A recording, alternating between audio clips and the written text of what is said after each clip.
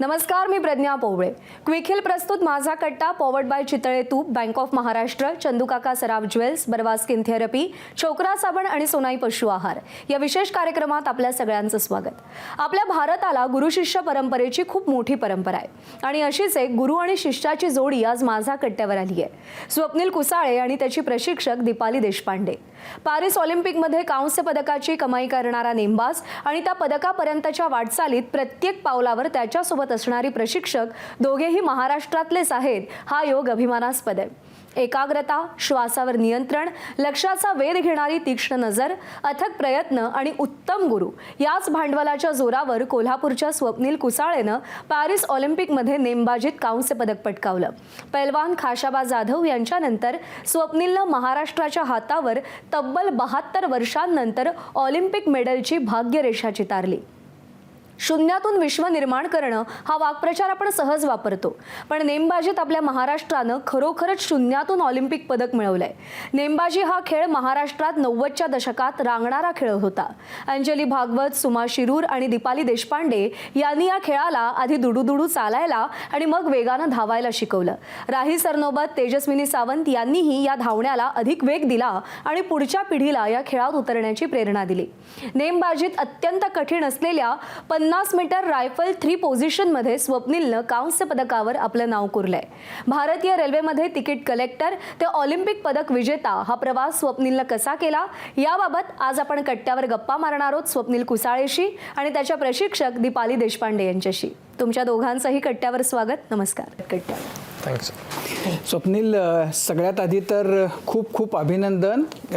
तुझ्यामुळं महाराष्ट्राची मान आणखीन उंचावली आणि खाशाबांच्या नंतर हे पदक महाराष्ट्रात आणि आज तुझ्यामुळं आम्हाला सगळ्यांना बघायला मिळतंय. आणि योगायोग हा की कोल्हापूरचं त्या पदकाशी असलेलं नातंही फार महत्त्वाचं आहे.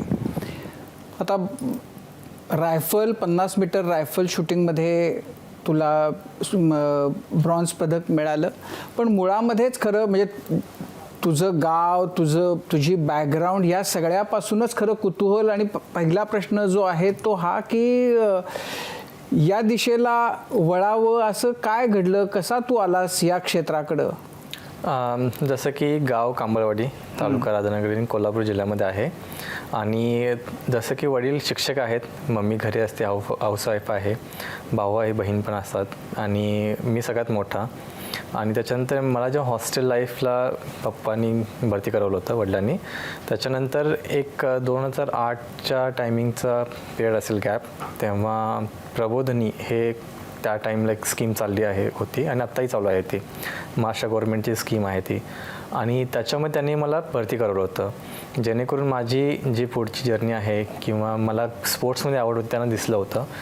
पहिलं हॉस्टेल हे 3 वर्ष फक्त एज्युकेशनच होतं आणि साईड बाय साईड फक्त स्पोर्ट्स, जो पण त्या टायमिंगला होतं त्याच्या टाईममध्ये.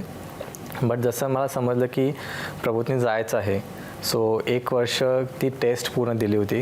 त्याच्यामध्ये असं लाईक लेवल वाईज चालतं टेस्ट त्याची. पहिली आपली तालुका, गावस्तरीय, नंतर तालुका, नंतर जिल्हा आणि नंतर मेडिकल होतं त्याचं. आणि जेव्हा मेडिकल झाल्यानंतर मग त्याचं सिलेक्शन होतं की कुठल्या प्रबोधिनीमध्ये त्याचं भरती होणार आहे. सो माझं सांगलीला झालं होतं. सांगलीला 1 वर्ष मी पूर्णपणे फिजिकल फिटनेस आणि ह्याच्यावरतीच पहिला ते भर दिला जातो गव्हर्नमेंटचा, की जे पण कोणी नवीन विद्यार्थी येतात. नाही, मुळामध्ये या प्रबोधिनीबद्दल सांग की तू काय वयाचा होतास जेव्हा तुला प्रबोधिनीमध्ये ॲडमिशन घ्यायचं ठरवलं? जसं की मी हॉस्टेल हे 2005 पासूनच आहे. तू किती वर्षाचा होतास तेव्हा?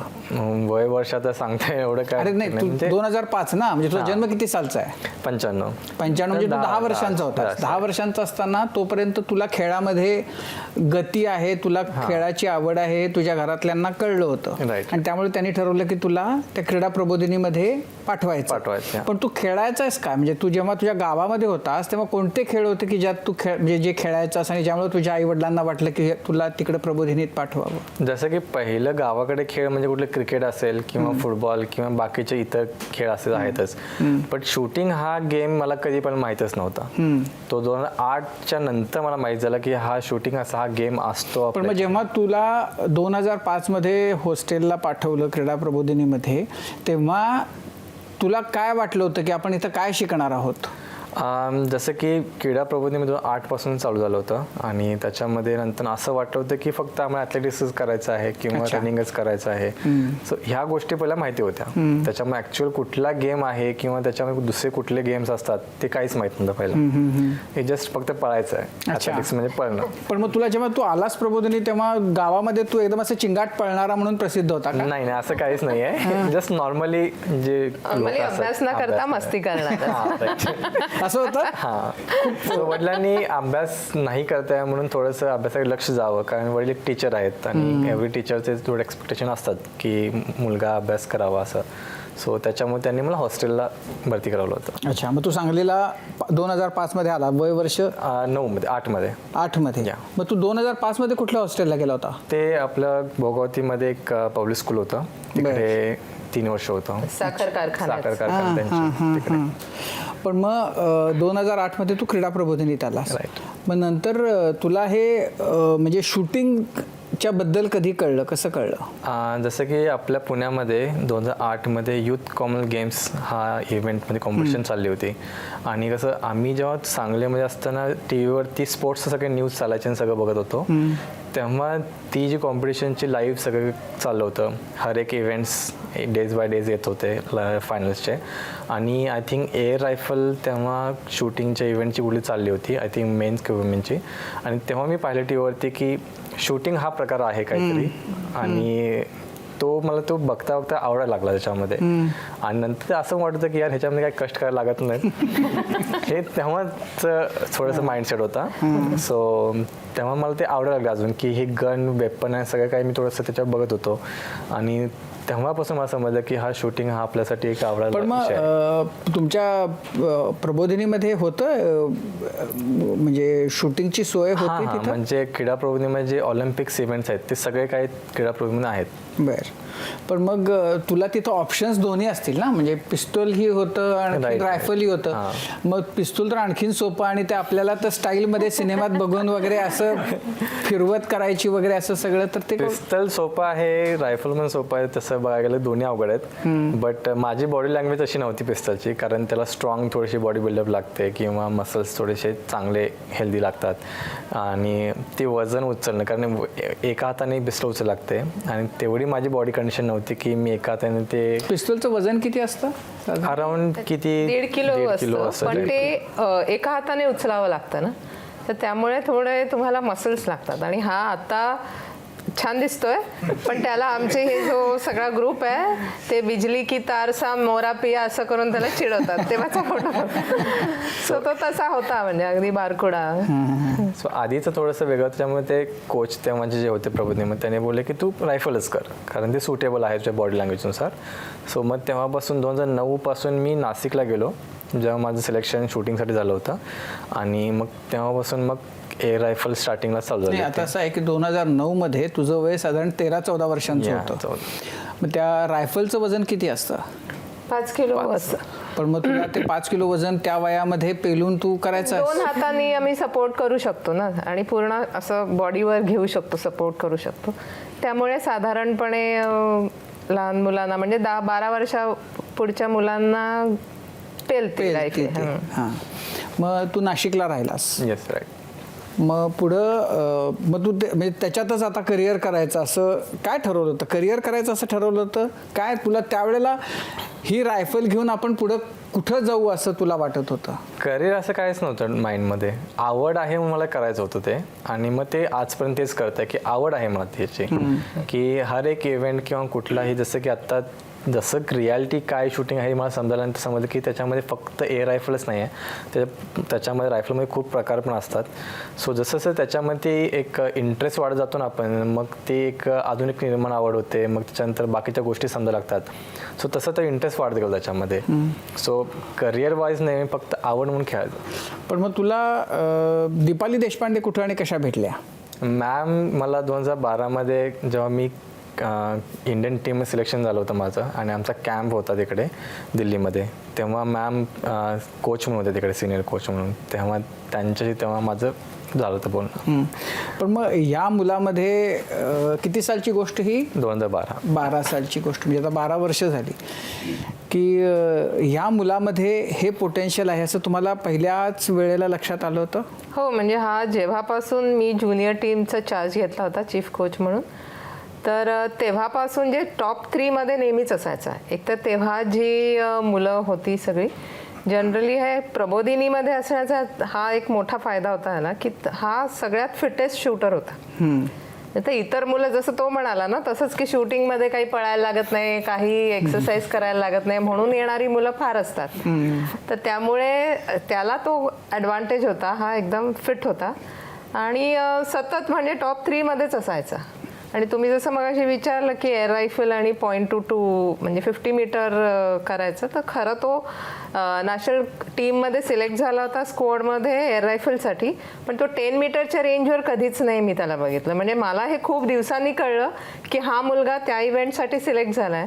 तो नेहमी 50 मीटरवरच असायचा, कारण ते 50 मीटर आम्ही फायर आर्म्स असते, खऱ्या गोळ्या वापरतो, तर शूटिंगचं जे थ्रिल आहे ते 50 मीटरवर जास्ती अनुभवता येतं. सो त्यामुळे तो तिथेच असायचा आणि सुरुवातीपासूनच तो प्रोन इव्हेंट असतो आमचा पहिला, तर he was always in top 3.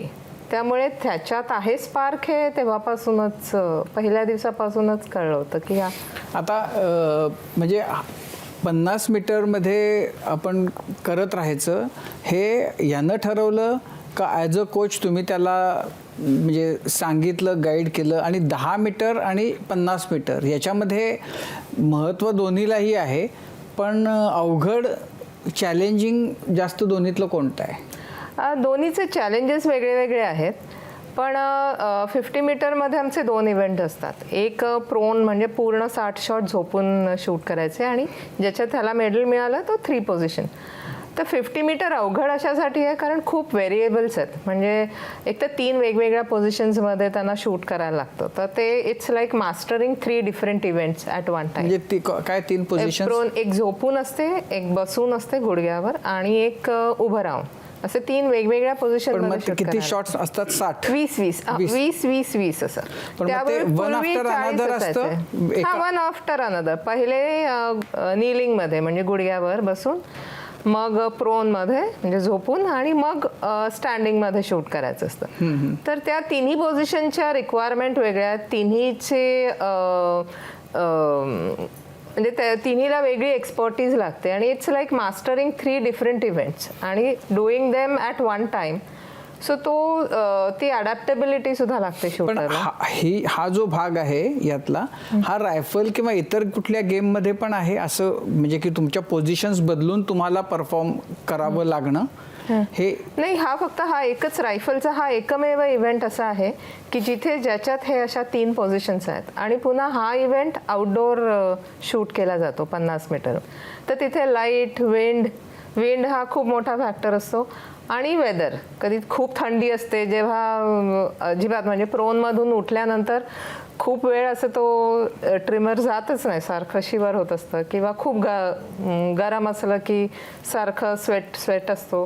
So हे चॅलेंजेस खूप आहेत, तर त्याच्यामुळे हा पर्टिक्युलर इव्हेंट खूप चॅलेंजिंग होऊन जातो. आणि शिवाय आम्ही इक्विपमेंट पण त्यामुळे खूप वापरतातच.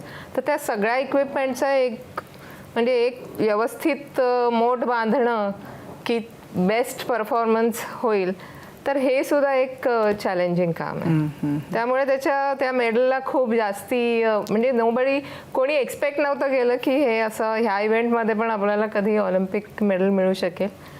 तर त्याचा एक जरा वेगळा आनंद आहे. पण तुमच्या वेळेला तुम्ही काय याच्याकडे वळला होतात? मी NCCत होते मुळात सुरुवातीला, आणि तेव्हा जसे बाम सरांनी त्यांची इच्छा होती की त्यांना मुळात खेळाची खूप आवड होती आणि हा जो खेळ आहे शूटिंग, हा खेळात एक तर ऑलिम्पिक स्पोर्ट आणि त्याच्यात एवढे मेडल्स पॉसिबल आहेत, 24 मेडल्स त्याच्यात मॅक्सिमम मिळू शकतात. आणि मग तो खेळ जो फक्त फोर्सेसचे लोक किंवा काही रॉयल्टीजमध्ये तेवढाच पुरता मर्यादित होता, तर त्यांना तो सगळ्या म्हणजे सर्वसामान्य लोकांपर्यंत पोहोचवायचा होता. मग त्या दृष्टीने त्यांनी NCCत आम्ही होतो, तर मी, अंजली, आम्हाला आणि आमच्याबरोबर इतर काही मुली होत्या, ते इझिली अवेलेबल होत्या नाहीतरी असंच काहीतरी शोधतच असतात काहीतरी ॲडव्हेंचर करायला. तर म्हणून आम्हाला त्यांनी महाराष्ट्राच्या आपल्या वरळी महाराष्ट्र रायफल असोसिएशनच्या वरळीच्या रेंजवर बोलवून एका नॅशनलसाठी आधी पहिले ट्रेनिंग दिलं. आणि मग हे काय एकतर जरा त्यावेळी ह्याच्यासारखेच आम्ही म्हणजे हे अगदी यंग होतो आणि मी बंदूक चालून आली हे बाहेर जाऊन घरी सांगणं, मित्रमैत्रिणींना सांगणं, मग आता रोज मी बंदूक चालवते. So it was more like थोडंसं काहीतरी वेगळं करायला मिळतं असं होतं. पण नंतर हळूहळू मग एकदा ते मेडल जिंकण्याची सवय लागली की मग ते सुटत नाही. सो असं करत करत ते खेळात गुंतत गेलं. स्वप्नील, जेव्हा पॅरिसला गेलास तू तेव्हा अशी मनाशी अपेक्षा होती की असं काहीतरी होऊ शकतं, खाशाबांच्या नंतर आपण कोल्हापूरला, महाराष्ट्राला, भारताला असं मेडल आपण मिळवून देऊ शकतो? जसं की 72 वर्षांत मिळालं हे तर मला कम्प्लीट माहीत नव्हतं. माझा माइंडसेट एवढंच असतो की मला मेडल घ्यायचं देशासाठी. सो त्यासाठी जी ट्रेनिंग होती, वॉट एव्हर जो हार्डवर्क करत होतो तो त्यासाठीच फक्त होता की मेडल घ्यायचं आहे देशासाठी. एवढंच फक्त माइंडमध्ये होतं. बाकी त्याच्या पाठीमागे काय हिस्ट्री आहे ते काहीच नाही माहिती. नाही पण म्हणजे जेव्हा आता इतकी वर्ष, आता तू ऑलमोस्ट 12-13 वर्ष झाली आता तू शूटिंग करतोयस, तुझ्या मते काय सगळ्यात महत्त्वाचं, सगळ्यात चॅलेंजिंग काय असतं जेव्हा तू प्रत्यक्ष फील्डवर त्या म्हणजे जेव्हा कॉम्पिटिशनमध्ये उभा असतोस तेव्हा सगळ्यात महत्त्व कशाला असतं? एक तर डिसिप्लिन, की एव्हरी टाईम आम्ही एक सिंगल शॉट शूट करतो. सो डिसिप्लिन कसा शूट करायचा आहे हे पण आम्हाला एव्हरी टाईम तर चॅलेंजेस असतात. चॅलेंज आता बघायला गेलं तर की 50 मीटर हा खूप चॅलेंजिंग इव्हेंट आहे. तो आउटडोर असल्यामुळे सनलाईट चॅलेंजेस असतात, विंड चॅलेंजेस असतात, त्याच्यानंतर मग वेदर असतो, कधी हॉट, जसं मॅमने सांगितलं की गरम किंवा थंड कधी काय होऊ शकतं. इट्स डिपेंड ऑन की कुठल्या प्लेसेसवर आम्ही आहे तसं. आता असं बघायला गेलं की काही ठिकाणी खूपच विंड असते, म्हणजे आपण काही लोक त्याला बेअर पण करू शकत नाही, की त्यांना थोडं समजणं डिफिकल्ट जातं त्या पर्टिक्युलर कॉम्पिटिशनला की विंड कुठून फ्लो होते. सो हे पण आम्हाला ते कॅल्क्युलेट करावं लागतं आणि त्याच्यानुसार आम्हाला ट्रिक्स पण द्यावं लागतात रायफल्सच्या साईट्समध्ये. नाही आता म्हणजे उदाहरणार्थ समजा वारं वाहत आहे आणि तू उभा आहेस आणि समजा तुझ्या डाव्या बाजूकडून उजव्या बाजूकडे वारं वाहतोय, तर मग अशा वेळेला काय काय विचार असतो मनामध्ये? जसं की 50 मीटर अंतराच्या मध्ये त्यांनी सेफ्टी फ्लॅग लावले असतात, विंड फ्लॅग्स, जे आम्हाला फ्लो होताना दिसतात की किती डायरेक्शनने फ्लो होतात किंवा किती अँगलला फ्लो होतात ते. सो इफ जास्त फ्लो होत असेल तर 90 डिग्रीला येतात ना, तेव्हा मी थांबून जातो तेव्हा. कारण इट्स की कुठेही शॉट जाऊ शकतो तो आपल्या ताब्यात नसतो शॉट तो, की किती विंड फ्लो होते काय नाही ते. थोडंसं खाली आल्यानंतर आपण समजू शकतो की हा आपल्याला थोडंसं ऑफ एमिंग करून किंवा क्लिक्स देऊन 2-3 क्लिक्स देऊन तो शॉट जो बाहेर लागणार असतो 9 किंवा 8च्या रिंग्समध्ये तो 10 लागू शकतो. सो असं कॅल्क्युलेशन थोडंफार आम्हाला त्यात करावं लागतं. पण तुमचं ते जे सर्कल असतं ज्याच्यावर तुम्ही एम करता, तर ते म्हणजे ते दिसतं का नुसत्या डोळ्यांनी 50 मीटरवरून? नाही. मग ते काळा डॉटही दिसत नाही, असं काहीतरी हेझी ग्रे दिसतं. पण हे सगळं जजमेंटचा खेळ आहे हा, म्हणजे पूर्णपणे जजमेंट आहे आणि it is more about you. म्हणजे आपली आता डेली जेव्हा आम्ही रोजचे रोज जेव्हा प्रॅक्टिस करतात तेव्हा त्याचे एक्झॅक्टली ते साईट अलाइन करणं आणि बॉडीचे मुवमेंट आहे त्याच्याप्रमाणे अगदी ठराविक वेळेला तो ट्रिगर रिलीज करणं. सो ह्या सगळ्याचं कोऑर्डिनेटेड जेव्हा व्यवस्थित असतं तेव्हा तो सेंटरला लागतो. इट्स ऑल अबाउट जजमेंट, कारण दुरून काहीच दिसत नाही. तर तो वर्षानुवर्ष फक्त तो बोर्ड दिसतो, पांढरा बोर्ड असतो, त्याच्यामध्ये एक ग्रे एक काहीतरी डॉट असतो. म्हणजे 50 मीटर अंतरावरून आपण जे शर्टचं बटन असतं थोडंसं त्या लेवल साईजचा आपल्याला दिसतो 50 मीटर अंतरावरती, आणि त्याच्यामध्ये आपल्याला शूट करायचं. इनफॅक्ट साईडच्या थ्रू तेवढंही नाही दिसत, आपली टिकली असते ना छोटी, तेवढं दिसतं. जेव्हा आम्ही भिंतीवर त्या साईडच्या मध्ये भिंतीवर जेव्हा प्रॅक्टिस, होल्डिंग प्रॅक्टिस वगैरे करतात तेव्हा आम्ही आपली साधी अगदी 1-2 mm ह्याची जी टिकली असते ती लावून करतो आणि तेवढंच टार्गेट ॲक्च्युली आम्हाला त्या तेवढ्याच साईजचं दिसतं. त्यामुळे त्याच्या आतल्या ज्या काही रिंग्स काही दिसत नाहीत, हा सगळा अंदाज असतो. पण म्हणजे त्यावेळेला एक तर ते वाऱ्याची दिशा वगैरे ओळखणं, बाकी आणखीन म्हणजे बॉडीला स्टेबल ठेवण्यासाठी किंवा काय काय त्यावेळेला असतं नेमकं, काय काय महत्त्वाचं असतं? जसं की एक तर ब्रिदिंग आणि आपलं हार्टबीट हे जर आपल्या प्रॉपर कंट्रोल किंवा कामली असेल तर शूटिंग आपलं एकदम इझी छानपैकी चालतं किंवा ते शूटिंग चांगल्या प्रकारे होतं. इफ जर तुमचं हार्टबीट जास्त फास्ट होत असेल, काही कुठल्या गोष्टी घाबरत असेल आणि मग आपण बाकीचं सगळं बेसिक्स विसरून जातो त्या ठिकाणी आणि फक्त त्या घाबरण्याकडे लक्षात आणि मग आपले शॉट्स काही लागतात. म्हणजे बेसिक्स आपल्याला फॉलो करायचे असतात की विंड कशी डायरेक्शन चालले किंवा सनलाईट किती आहे किंवा टार्गेटवरती काय अजून काही सनलाईट येते का किंवा नाही आहे. सो हे आम्हाला बघायला थोडंसं बेसिक्स असतात, ते इम्पॉर्टंट असतं खूप सगळ्या. पण ते भीती ज्यावेळी निर्माण होते ना ते सगळं विसरून जातो आणि आपण त्या भीतीकडेच फक्त लक्ष जातं. नाही पण ऑलिम्पिकच्या फायनलला आपण आहोत तर ह्याच्यामुळे तर हृदयाचे ठोके वाढतीलच ना. ते ऑब्व्हियसली वाटतातच, ते तर प्रचंड होते त्याचे. ते गृहीत धरूनच त्यांची तयारी अशीच केलेली असते की हे होणारच आहे. म्हणजे ह्यावेळी तर इनफॅक्ट त्याची जी तयारी, त्याचे मेंटल ट्रेनर आहेत वैभव वाघाशी, तर त्यांनी तयारीच अशी करून घेतली की हे चुकू शकतं, हे चुकू शकतं, एवढे सगळे प्रॉब्लेम्स येऊ शकतात तरी आपल्याला जिंकायचं आहे. सो एकदा ती त्या दृष्टीने मग तयारी केली की त्या प्रॉब्लेम्सला कसे काउंटर करू शकतो. मग हे सगळी थॉट प्रोसेस वगैरे आणि बरेचसं हे कसं वर्षानुवर्ष हळूहळू हे स्किल डेव्हलप होत असतं. तर त्याला शेवटच्या क्षणी मग फक्त पॉलिशिंग असतं की. पण म्हणजे थोडक्यात जर तुम्हाला शूटिंग करायचं असेल तर तुमचं डोकं शांत पाहिजे. अगदी. फर्स्ट एड होऊन नाही चालत. जर फर्स्ट एड झाला तुम्ही तर मग तुमचं बिघडलं तिकडे. पण मग तुझं असं कधी झालंय की खूप चांगलं चाललं होतं आणि काहीतरी झालं आणखीन? झाले ना, खूप मोठे 2 स्ट्रॅटेजी आले त्यात. म्हणजे 2 मोठे कॉम्पिटिशन्स होते. एक तर वर्ल्ड चॅम्पियनशिप होती 2022मध्ये आणि एशियन गेम्स होते चायनाला जे 2023मध्ये होते. ह्या 2 मोठे कॉम्पिटिशन माझ्यासाठी होते. तेव्हा खूप मोठी गोष्ट घडली होती आणि सेम फायनल्सच्या टायमिंगलाच. जसं की 2022मध्ये वर्ल्ड चॅम्पियनशिपला फायनल्स होती आणि 41 शॉट म्हणजे 41वा शॉट जो होता तो आय थिंक 8.6 समथिंग लागला होता आणि त्याच्यामुळे मी 2nd प्लेसवरून डायरेक्ट 4th प्लेसला आलो होतो आणि तेव्हा मेडल पण गेलं होतं. बट जेव्हा मी पाठीमागे आलो त्यानंतर मला कोचने सांगितलं की it's okay, we lost the medal but we got the quota, म्हणजे आपला कोटा भेटलेला आहे. पण माझ्या ते माइंडमध्ये किंवा ते नव्हतंच की कोटा जिंकला आहे वॉट एव्हर, काहीच नाही. फक्त मी त्या क्षणी हारलो किंवा तो शॉट खूपच बॅड लागला आणि ते बॅड मनामध्ये सुरूच राहतं मग ते. आणि सेम कंडिशन एशियन गेम्सला पण झाली होती जेव्हा सेम शॉट 40 शॉट नंतर जो 41 शॉट येतो तेव्हा तो शॉट 7.6 लागला होता.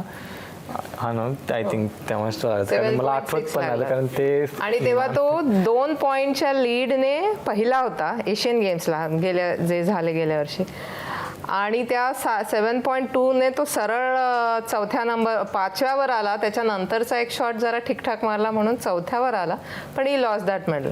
सो हे दोन्ही लागोपाठ ह्या 2 महत्त्वाच्या कॉम्पिटिशन्स आणि तेच 41वा शॉट. तर म्हणजे आम्हाला त्याचीच भीती वाटत होती की हा 41वा शॉट त्याच्या डोक्यात राहून जाणार. आणि हे असं होतं म्हणजे. आणि शूटर त्यावेळी इतका इमोशनली त्याच्यात गुंतलेला असतो की त्या शूटरसाठी त्याच्यातून बाहेर येणं जरा कठीण असतं. मग यावेळेला 41व्या शॉटचं काय झालं?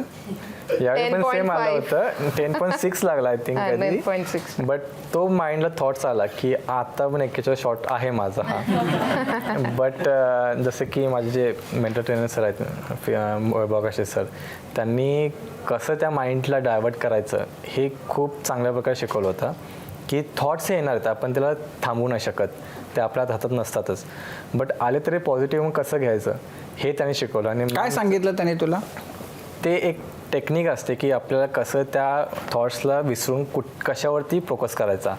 जसं की तो शॉट्स आला किंवा तसा तो माइंडमध्ये काही निगेटिव्ह थॉट्स आले तर तू तुझ्या ब्रिदिंगवरती फोकस कर की श्वास किती घेत आहे, किती लॉंग घेत आहे किंवा श्वास किती सोडत आहे, त्याची टायमिंग काय आहे, किती सेकंड्सची. हे जेव्हा आपण करतो किंवा नंबर्स काउंट केल्यानंतर आपण बाकी सगळे विसरून फक्त ते काउंटिंग लक्ष येतो. तर हे सांगितलं होतं. आणि त्या टायमिंगला मॅमचं पण एक वर्डिंग होतं आधीपासूनच की ते हा शॉटला काही पण 10 लागलाच पाहिजे. सो बाकी जाऊ दे पण तो शॉट्स पाहिजे आपल्याला. हे असं एक त्यांचं एक पॉझिटिव्हमध्ये दुसरं होतं की निगेटिव्ह नाही झालं पाहिजे. सो हे माइंडली तेव्हा आल्यानंतर मी त्या फ्रॅक्शन ऑफ सेकंडमध्ये ते मी डायवर्ट केलं पॉझिटिव्हमध्ये आणि मग नेक्स्ट शॉट चांगल्या प्रकारे मग तो 10.6 शूट केलं पण होतं. 41व्या शॉटचं काय हे आहे म्हणजे साधारण 40 शॉट नंतर 41व्या शॉट पासून एलिमिनेशन सुरू होतात. म्हणजे 8 जण असतात फायनलला. तर 40 शॉट नंतर मग पहिले जे सगळ्यात लोएस्ट 2 असतात ते एलिमिनेट होतात आणि त्याच्यानंतर 41व्या म्हणजे प्रत्येक शॉट प्रमाणे एक जण बाहेर निघतं. तर तिथे ते एलिमिनेशन सुरू होतात. त्यांचं हे पण टेक्निक पण वेगळं म्हणजे फॉर्मॅट पण वेगळा आहे की आधीचे 40 शॉट म्हणजे 5 शॉटला एक ठराविक टाईम वेळ दिलेला असतो. त्या वेळेत ते 5 शॉट मारायचे असतात. 41व्या शॉटपासून ते सिंगल शॉट असतात म्हणजे प्रत्येक शॉटला स्वतंत्र कमांड दिली जाते आणि त्याच्यानंतर रिझल्ट्स अनाऊन्स करतात. त्यामुळे ते अगदी शेवटच्या क्षणाला तुम्ही आला आहात आता तुम्ही बाहेर जाऊ शकता असं ते म्हणजे वातावरण निर्मिती असते आणि मग पुन्हा प्रत्येक शॉट गणिक ते वर खाली होत असतं. तर सगळे प्रेक्षक सुद्धा बऱ्याच खूपच हे करत असतात, टाळ्या वगैरे वाजवत असतात किंवा काही बूइंग पण होतं बरंचसं. सो त्या खेळाडूवर त्यावेळी खूप प्रेशर येतं म्हणजे एकदम आता हे संपत आलंय असं. सो त्यामुळे तो 41व्या शॉट असा सुद्धा त्या मॅचमध्ये खूप महत्वाचा आहे. असाध्य ते साध्य करिता सायास असं म्हटलं जातं आणि या उक्तीचं सर्वोत्तम उदाहरण म्हणजे स्वप्नील कुसाळे. आज आपण त्याच्याशी गप्पा मारतोय. ऑलिम्पिक पदकापर्यंतचा त्याचा प्रवास जाणून घेतोय. कट्ट्याला पुन्हा सुरुवात करूया. दीपाली, खरं तर मला तुम्हाला प्रश्न विचारायचा आहे. 2 प्रश्न आहेत की तुम्ही सगळ्या म्हणजे सुमा शिरूर, तुम्ही अंजली वेदपाठक या सगळ्यांचे नावं आम्ही वर्षानुवर्ष ऐकत होतो. पण ते जे ऑलिम्पिकचं मेडल आहे त्याला कायम हुलकावणी दिली गेली.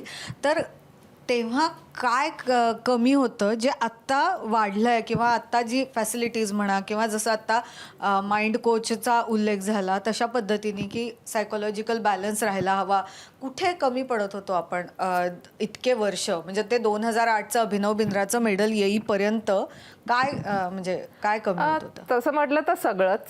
मुळात जसं जेव्हा आम्ही हा खेळ खेळायला घेतला तेव्हा तो ऑलिम्पिक स्पोर्ट आहे हेही माहीत नव्हतं. म्हणजे एक जनरल अवेअरनेस खेळाबद्दलच फार कमी होता आणि ह्या खेळाबद्दल तर खूपच कमी होता. आणि जसे आमचे कोचेस होते ते कधी भारताबाहेर खेळलेलेच नव्हते. संजय चक्रवर्ती म्हणजे आम्ही खरंच भाग्यवान होतो की असे एक पूर्ण डेडिकेटेड आणि एवढे पॅशनेट कोच आम्हाला मिळाले. पण त्यांचा एक्सपिरियन्स सुद्धा खूप लिमिटेड होता. त्यामुळे आमचं पूर्ण जे शूटिंग करिअर हे वेगळ्या वेगळ्या गोष्टी बघण्यात, तो खेळ एक्सप्लोअर करण्यात आणि शिकण्यातच गेलं. म्हणजे इनफॅक्ट 2008मध्ये आमचे एक फॉरेन कोच जे पहिल्यांदा आले होते लाजलो सुचार, ते परत आले होते आपल्याकडे. तर तेव्हा ते माझ्या मागे लागले होते की आता कॉमनवेल्थ गेम्स आहेत 2010मध्ये, तर तू मला असिस्ट करायला ये. तर मी तेव्हा त्यांना म्हटलं होतं की मला माझ्याच प्रश्नांची उत्तरं अजून नाही आहेत, तर मी बाकीच्यांचे प्रश्न कसे सोडवणार. तर मला 2 वर्ष अजून हवी आहेत ती शोधायला. तर तेव्हा सगळ्या म्हणजे मी हल्ली म्हणजे आता ह्याच सगळ्या इंटरव्ह्यूजमध्ये वगैरे जेव्हा बोलतो तेव्हा आमचं इम्पोर्ट लायसन्स सुद्धा जे जायचं ते पोस्टाने म्हणजे इथून दिल्लीला जाणार, दिल्लीला गेल्यानंतर NRI कडे जायचं, NRI कडून मग साईला पाठवलं जायचं, मग ते मिनिस्ट्रीत जायचं, मिनिस्ट्रीकडून DGFT आणि त्याच मार्गाने ते पोस्टाने परत यायचं. म्हणजे इम्पोर्ट प्रोसिजर सुद्धा 2-2.5 वर्ष निवांत चालायची. आणि तसं ह्या गोष्टी म्हणजे अर्थातच हळूहळू त्या बदलत गेल्या आणि त्या सगळ्या गोष्टी आता ह्या मुलांकडे आहेत. आणि सगळ्यात महत्त्वाचं हे म्हणजे की आमची जी जनरेशन होती खेळाडूंची, तर ती साधारण 87 पासून आम्ही 2009-10 पर्यंत आम्ही खेळत होतो. तर ती जी आमची कंटेम्पररी माझे जे कंटेम्पररी शूटर्स होते, तर मी आहे, जसपाल आहे, सुमा आहे, अंजली, गगन, अभिनव, हे सगळे. तर आम्ही ह्या एवढ्या मोठ्या काळात जे शिकलो, तर तेव्हा जसे आम्ही खेळाडू म्हणून बऱ्याच गोष्टी पहिल्यांदा केल्या, तसं एलिट शूटर्स कोचिंगमध्ये येणारे पण क्वालिफाईड भारतीय क्वालिफाईड कोचेस आमचीच पहिली ही जनरेशन आहे. त्यामुळे या मुलांना ते एक मार्गदर्शन जे म्हणाल, टेक्निकल एक्सपर्टीज, ती सुद्धा रेडीली मिळाली, जे आम्ही इतके वर्षात आम्ही आमचं शोधून जे काही काढलं तर ते त्यांना रेडी मिळालं. त्यामुळे आणि बाकी सगळ्याच आता इंटरनेटमुळे त्यांना एक्सपोजर पण खूप आहे. म्हणजे जर्मनीत काहीतरी नवीन इक्विपमेंट आलं की काही सेकंदात त्यांना कळतं, मॅम हे आलंय घेऊ का, ते आलंय घेऊ का. सो ह्या गोष्टी खूप आता सहज उपलब्ध आहेत सगळ्या. पण काय इक्विपमेंट्स असतात म्हणजे मुळामध्ये जी रायफल आहे, रायफल कुठली असती म्हणजे त्याच्यासाठी काही विशिष्ट रायफल असे काही असतात अटी त्यासाठी? त्याचे त्या नियमात, खेळाचे नियम आहेत, तर त्या नियमात बसणारी रायफलच वापरायला लागते. आणि ही जी 50 मीटरची रायफल आहे ती .22 बोअरचीच वापरतात आणि सिंगल लोडेड असते. आम्ही मॅगझिन नाही वापरू शकत, अलाउड नाही आहे. आणि ह्या रायफल्स अर्थात जर्मनीतच जर्मनी, स्वित्झर्लंड इथेच मॅन्युफॅक्चर होतात मोस्टली. काय किंमत असते त्यांची? साधारण सगळ्या इक्विपमेंट सकट आता साधारण 5.5 ते 6 लाख. पण काय इक्विपमेंट्स असतात त्याला? ते बट प्लेट्स असतात, म्हणजे ती खांद्यात जिथे लागते त्याची एक पर्टिक्युलर बट प्लेट असते आणि त्याचे वेगळे वेगळे डिझाईन्स असतात. सो ज्या खेळाडूला जे सुटेबल होईल जसं त्यांच्या बॉडी टाईपप्रमाणे मग ते तसं ते वापरतात. पुन्हा त्याचे ज्या साईट्स असतात ज्याच्यातून आम्ही बघतो त्या साईट्स पण वेगवेगळ्या प्रकारचे असतात. त्याला फिल्टर असतो, जसं मी मगाशी म्हटलं की लाईट आणि विंड त्याच्याशी डील करायसाठी त्याच्यात फिल्टर्स असतात. म्हणजे त्याचं एक तर साईज, भोकाची साईज लहान मोठी होऊ शकते लाईटप्रमाणे, किंवा ते कलर फिल्टर्स लावतो. सो असे इक्विपमेंट खूप आहेत. आणि पुन्हा चीक प्लेट असतो जिथे आम्ही डोकं ठेवतो, किंवा बॅरल एक्सटेन्शन्स लावतात. म्हणजे काय तिथे रायफल शूटिंगमध्ये इक्विपमेंट तुम्ही किती हवे तेवढे वापरू शकता. आणि सतत काही ना काहीतरी टेक्नॉलॉजी, नवीन नवीन टेक्नॉलॉजी येते, त्याच्याप्रमाणे काही नियम बदलत आहेत. त्याच्यामुळे त्याप्रमाणे ते सगळे इक्विपमेंट सुद्धा आमचे बदलत राहतात. तर ते सतत अपग्रेड करत राहावं लागतं. पण स्वप्नील, जेव्हा मेडल मिळालं तेव्हा पहिला विचार मनात काय आला? विचार असा होता की गोल्ड नाही भेटलं.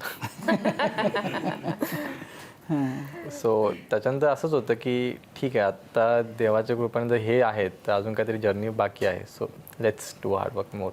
अच्छा. खरं तर हा प्रश्न तुमच्या दोघांसाठी आहे की तुझे बाबा शिक्षक आहेत, तरीसुद्धा त्यांनी तुला इतक्या लहान वयात प्रबोधिनीत घातलं. त्यांनी कधी म्हणजे अभ्यास केला पाहिजे किंवा अशी काही सक्ती केली नाही आणि खेळावर फोकस करू दिला.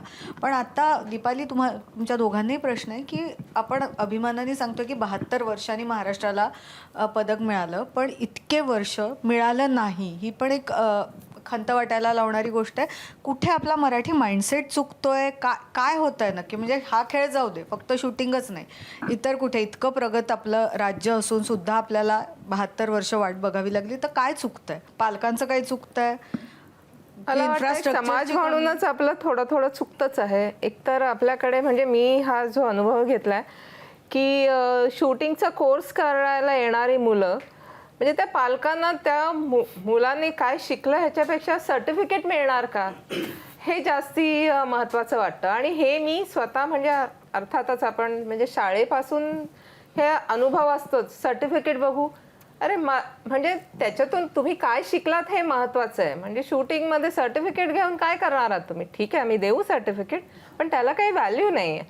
म्हणजे त्या शिक्षणाला जास्ती व्हॅल्यू असली पाहिजे, म्हणजे तुम्ही काय शिकताय त्याला. तर तो एक आहे. आणि समहाव थोडंसं एक म्हणजे मला आता मी राष्ट्रीय प्रशिक्षक असल्यामुळे नॉर्थ आणि साऊथ ह्या जे आपल्या दोन्हीचे कल्चरल डिफरन्स जो आहे ना, तर कुठेतरी आपण, आणि जनरली मराठी मुलांना आपण, म्हणजे ती एका अर्थी चांगली गोष्ट पण आहे, पण कधी कधी ती थोड्या एक्स्ट्रीमला पण जाते की आपण आपल्या मुलांना फार गोष्टींमध्ये नियम घालतो. म्हणजे हे करता कामा नये, ते करता कामा नये. नियम पाळणं चांगलंच आहे, पण त्याबरोबर तो एक कसा एक बॅरियर होता कामा नये, की म्हणजे जास्ती रिस्क घ्यायला देत नाही आपण आपल्या मुलांना, असं मला वाटतं. आणि हे संपूर्ण मराठी समाजाला लागू पडतं. तर आणि हे मध्यम वर्गामध्ये खूप जास्ती आहे, सुशिक्षित मध्यम वर्गात. तर पण मला आता असं वाटतं की आता एवढ्या गोष्टी इझिली अवेलेबल आहेत, एवढं एक्सपोजर आहे, की एवढी फील्ड्स आहेत की मुलांना त्यांना हवं ते कुठच्याही क्षेत्रात ते खूप उत्कृष्ट कामगिरी करू शकतात किंवा चांगलं करिअर घडवू शकतात. तर तो थोडा ओपन माइंडेडनेस आपल्यात येणं खूप आवश्यक आहे. ह्यालाच अनुषंगाने एक प्रश्न विचारतो की आपले भारतीय खेळाडू म्हणजे विशेषतः शूटर आणि परदेशातले शूटर ते कशी तयारी करतात, त्यांच्याकडे काय वेगळेपण असतं आपल्यापेक्षा? जसं की सर, जसं आम्ही बघतो आपल्या इंडियामध्ये की आता खूप काय गोष्टी इन्फ्रास्ट्रक्चर वाढत पण आहे, चांगल्या प्रकारे गव्हर्नमेंटकडून फॅसिलिटीज पण भेटत आहेत. आणि तसं बघायला गेलं की तिकडे बाहेरच्या देशामध्ये जसं की जर्मनी आपण पकडू शकतो, त्यांच्याकडे सुविधा एकदम लवकर भेटू शकते. जसं की आम्हाला ॲम्युनिशन टेस्टिंग हे खूप महत्त्वाची गोष्ट आहे आमच्या 50 मीटरच्या रायफलमध्ये किंवा .22च्या कुठल्याही प्रकारामध्ये, की प्रॉपर ॲम्युनिशन असेल तर चांगलं शूटिंग होतं. हे इम्पॉर्टन्स आहे एक गोष्ट. आपण कुठलेही रँडम ॲम्युनिशन घेऊन जर मॅच खेळायचं म्हणलं तर त्याच्यामध्ये कुठेही शॉट्स लागतात, त्याच्यावर आपला कमांड नसतो किंवा त्याच्यावरती कॉन्फिडन्स येत नाही आपल्याला. पण जर टेस्टिंग करून आल्यानंतर आपण त्या ठिकाणी शूटिंग करत असेल तर एव्हरी शॉट्स आपण त्या कॉन्फिडन्सली शूट करू शकतो आणि समजू शकतो की हा शॉट काय लागणार आहे. आणि जसं की बाहेरच्या लोकांना एका तासाच्या अंतरावरती ते ड्राईव्ह करून त्या फॅक्टरीमध्ये जाऊ शकतात. त्यांचे रायफल्स असो किंवा त्यांचे कुठल्या दुसऱ्या प्रकारचे इक्विपमेंट्स आहेत, त्याला सर्व्हिसिंग किंवा ते टेस्टिंग होऊ शकते. पण आपल्याकडे तसं आता नाही आहे काही, म्हणजे खूप वर्षापासून तसं नाही घडलंच नाही आहे. सो आपल्याला स्टार्टिंग हे फ्लाईट तिकीट किंवा त्यानंतर विजा ह्याच्यापासून स्टार्ट होतं.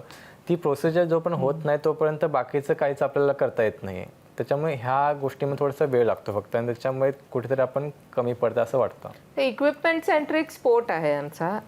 आणि सगळंच म्हणजे आता फॉर्च्युनेटली यांचे किट जे आहे, जे जॅकेट ट्राउझर जे घालतात ते भारतातच मॅन्युफॅक्चर होतं, त्यामुळे ती एक आता चांगली सोय झाली आहे. पण इतर सगळं म्हणजे जसं आता तो म्हणाला की गन मॅन्युफॅक्चरर्स युरोपमध्ये आहेत, ॲम्युनेशन पण युरोपमधूनच येतं आणि इतर इक्विपमेंटसुद्धा. सो त्याची अवेलेबिलिटी खूपच आवश्यक आहे चांगल्या परफॉर्मन्ससाठी. तर म्हणजे काही वर्षापर्यंत म्हणजे जसं जसं आम्हाला हे कळायला लागलं आणि इम्पोर्ट प्रोसिजर्स जशा थोड्या इझी झाल्या त्याच्यानंतर मग आपल्या खेळाडूंचा परफॉर्मन्स पण आता बराच चांगला व्हायला लागला. म्हणजे ह्या गोष्टी स्वप्नील, तो जो क्षण आहे ना जेव्हा तू मेडल जिंकलंस, तू सांगितलं तू काम होता, तू शांत होता, पण आम्हाला तुझ्या तोंडून तो पूर्ण क्षण आणि तो पूर्ण तास 1.5 तास मेडल मिळेपर्यंतचा ते ऐकायचं आहे तुझ्याकडून. जसं की ते अनाऊन्स झालं की ब्रॉन्झ मेडल भेटलेलं आहे आणि मग त्यानंतर मी सेफ्टी फ्लॅग करून पाठीमागे आलो. ते माइंडमध्ये फक्त एवढंच होतं की गोल्ड नाही आलं असं.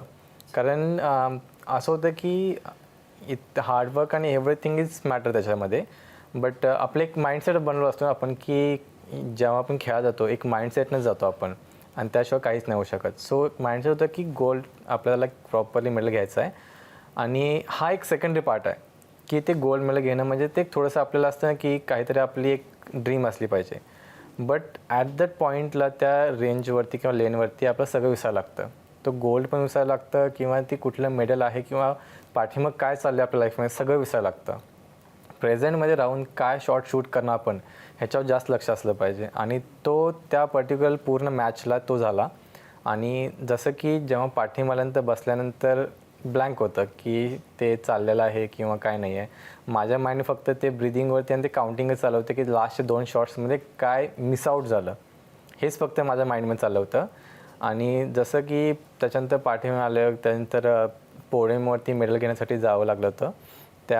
त्या प्रोसिजरमध्ये मी जे मेडल घेऊन बसलो, बघितलं, थांबलो, त्यानंतर समोरून एक कोणीतरी आवाज दिला की आता तरी हस ना. सो तेव्हा मला ते एक स्माईल थोडीशी आली. नंतर मला ते तो झोन होता पूर्ण की लास्टचे 2 शॉट्समध्ये माझ्याकडून काय मिस्टेक झाली हेच माझ्या माइंडमध्ये सगळं चाललं होतं. तुझ्यात आणि सिल्वर आणि गोल्डमध्ये किती अंतर होतं? आय थिंक 0.9 समथिंग, 0.9 का 6 समथिंग.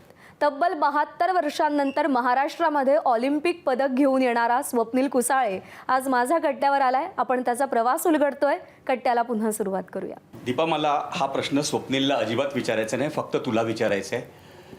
महाराष्ट्र, आपण मगाचपासून म्हणतो की 72 वर्षांनी आपण मेडल जिंकलंय, ब्रॉन्झ मेडल असेल पण 72 वर्षांनी जिंकलंय. महाराष्ट्राला, महाराष्ट्राच्या समाजाला, महाराष्ट्राच्या राज्यकर्त्यांना नेमकं समजलं आहे का की स्वप्नीलने काय मिळवलं आहे? कारण 2 महिन्यानंतर त्याला बोलवलं जातं, आचारसंहिता लागणार म्हणून त्याचा सत्कार होतो, वर्ल्ड कप जिंकून येणाऱ्या माणसांचा 5 दिवसात विधानभवनात होऊन सत्कार होतो. हे कुठेतरी लागतं, कारण नेमबाजी खेळ रांगत होता तेव्हापासून रायफल धरणारी तू आहेस.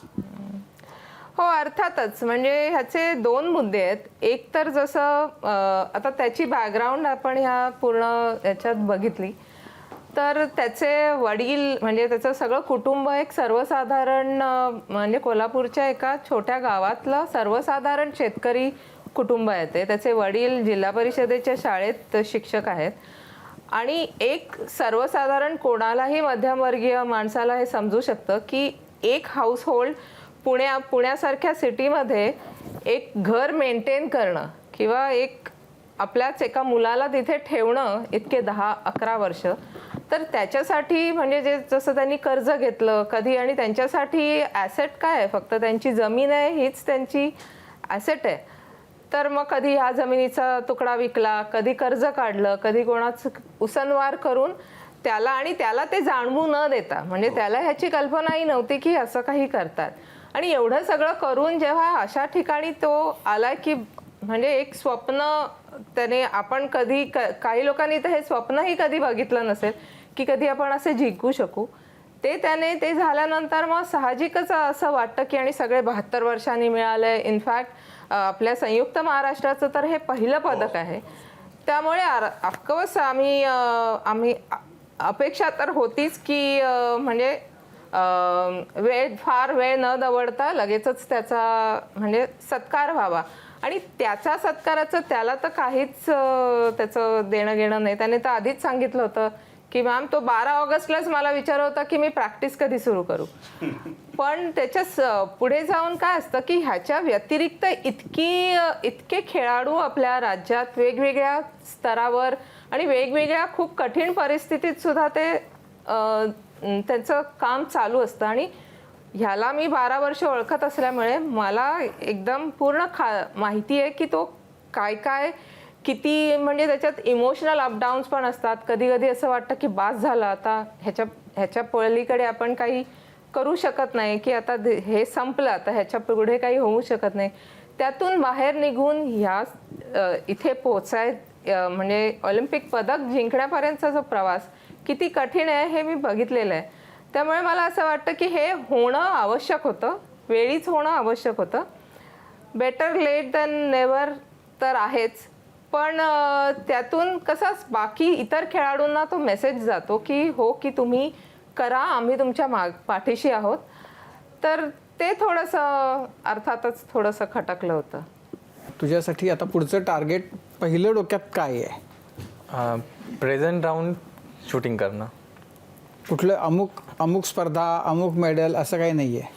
ते तर एक आहे की जे ड्रीम आहे ऑब्विसली ते मोठंच आहे, बट जे प्रेझेंटमध्ये जी कॉम्पिटिशन आहे त्याच्यावर कसं वर्क करणं आणि काय मिस आउट झालेलं आहे पाठिंबाच्या कॉम्पिटिशनला त्याला इकडे सुधारणं हे सगळ्यात महत्त्वाचं. तुझं नाव स्वप्नील आहे पण तू स्वप्नाळू नाही आहेस. असं म्हणतात की स्वप्न अशी बघा की जी झोपेत नाही दिसणार, तर स्वप्न अशी बघा जी तुम्हाला झोपू नाही देणार. तसंच स्वप्न तू पाहिलंस आणि त्या दिशेनं तुझी वाटचाल सुरू आहे. महाराष्ट्राच्या क्रीडा विश्वातला तू एक हिरा आहेस आणि त्या हिऱ्याला दीपालीजींसारखं सोन्याचं कोंदण लाभलं आहे.